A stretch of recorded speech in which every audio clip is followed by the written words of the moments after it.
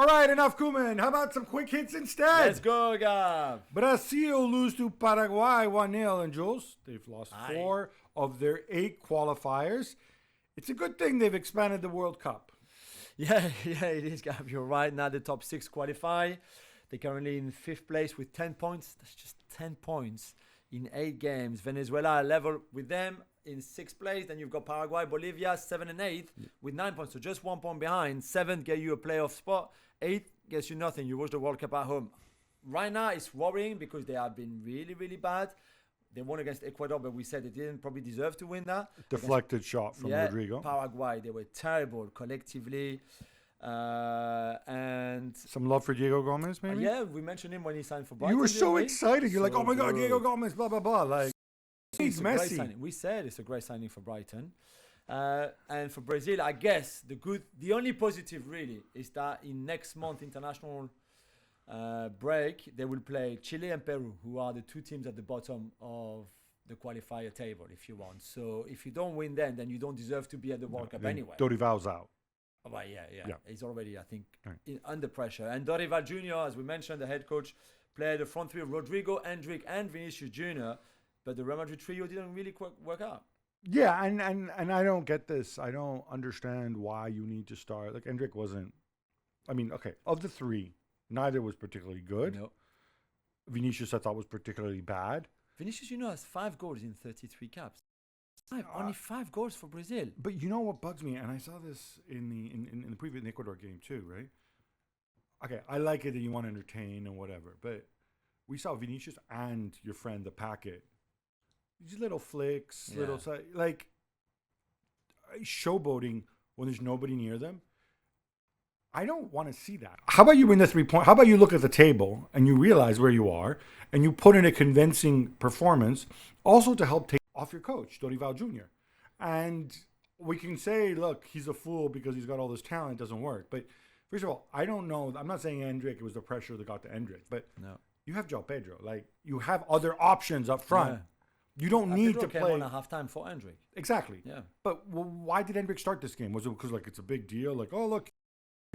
I don't follow that. And I think the other big thing is Rodrigo on the right, Vinicius on the left, whatever, worked last season because they had Toni Kroos passing them the ball and because they have a high-energy midfield. This midfield with Bruno Guimaraes and André, I'm not saying they're bad players, but it's really chaotic and there's no pattern of play. Yeah. Harry Kane scores twice as England beat Finland 2-0. Jules, 68 goals and 100 caps for the Bayern center forward. You got a little gold cap, which I can't tell if it looks cheesy or like... No, it's lovely. And he got his gold boots as well from his boot supplier that we were not going to say the name. And why not? Is it one of the ones I've heard of? Yeah, it's Skechers. Skechers? Yeah. Skechers. Okay, that's good. Why can we not say the name? I didn't think you wanted me to endorse their football boots. I don't know. But I think a lot of people don't even know that. The exactly. Let's stick out. Skechers relatively the little guy compared to Puma and Adidas and all these other Nike, right? Frank Leboeuf is also the. All right, let's show some love for them. There you go. Yeah. The Skechers boots are what make Harry Kane good. Nothing else. Yeah. Nothing to do with his work ethic or his talent or whatever. But you kind of knew that he would be the star. It was his night, really. 100th cap, very special achievement. The 10th player in England history to reach at least 100 caps. 67th and 68 goals against a bad team, but yeah, I thought it was good from him, decent from England. Let's just put it that way. I thought England battered them. They could have scored 4 or 5. Yeah, the first half I was not too keen. The first half I thought was a bit sloppy at times. Second half, but much better, and they scored those 2 goals. So well done, Harry Kane. It's a massive, massive achievement. Luciano Spalletti changes up the forwards, and Italy rolled to a 2-1 win against Israel. Gab, they're still top of the Nations League table. Yeah, it was an away victory, although Israel technically away as well. Hungary, the stadium looked like empty. I think Italy played well as the right approach. Again, when you start rotating forwards and you see that, in this game you're going with Moise Kean, who scored as many goals as you did in Serie A last season, and with Jack Raspadori behind, who's probably not going to be a starter this season for Napoli.